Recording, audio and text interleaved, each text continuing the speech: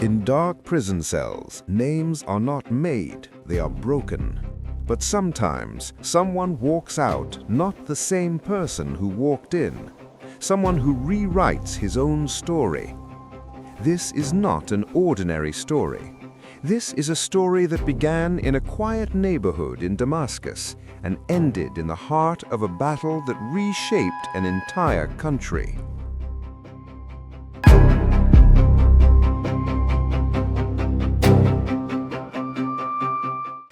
Imagine this, a young boy running through the streets of Mezeh in Damascus, a life that looks completely normal, a father working, a mother teaching, and a family that had spent years moving from place to place before finally settling down.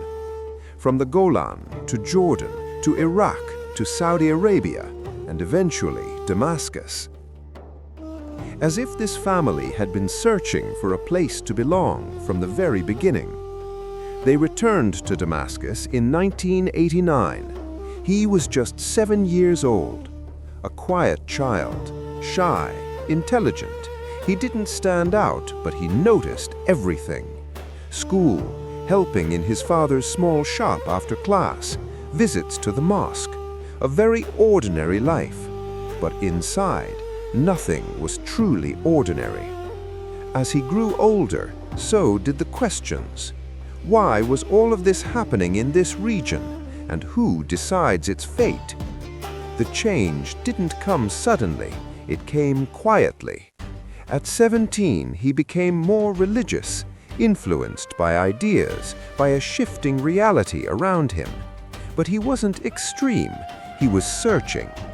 He studied media, then medicine, but never finished either, as if the path in front of him simply didn't exist. He lived like any young man, playing basketball, admiring Michael Jordan, playing chess. Even love found its way into his life, but it ended before it truly began, stopped by family and identity. And through it all, something was building inside him. Then came the second intifada, and everything changed. He felt it clearly. Staying on the sidelines was no longer an option.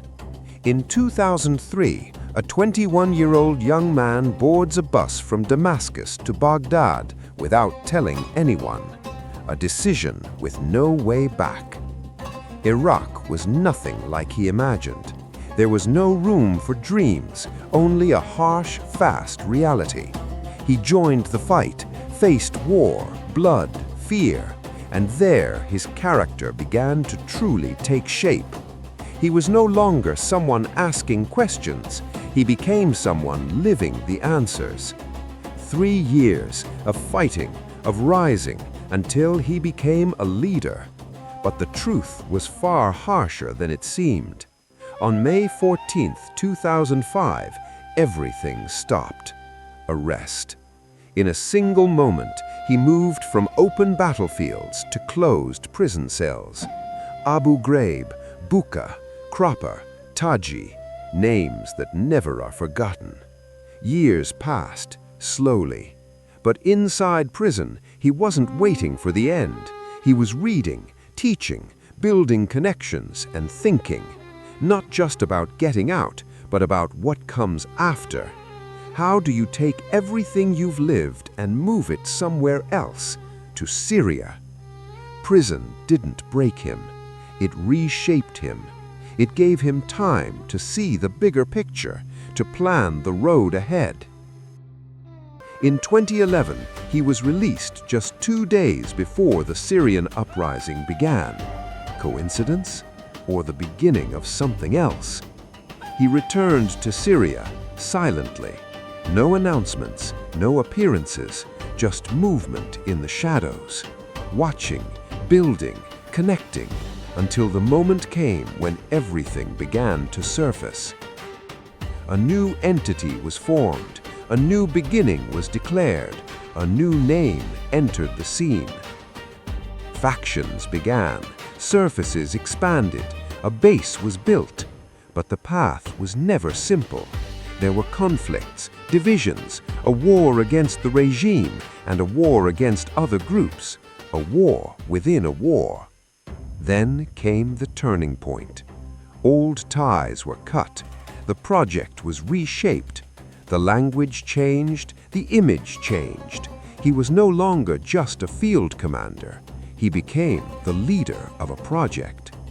Idlib transformed, from chaos into something structured, a government, services, institutions. But the picture wasn't perfect. There were criticisms, accusations, prisons, suppression, a complex reality that cannot be simplified, and yet it continued.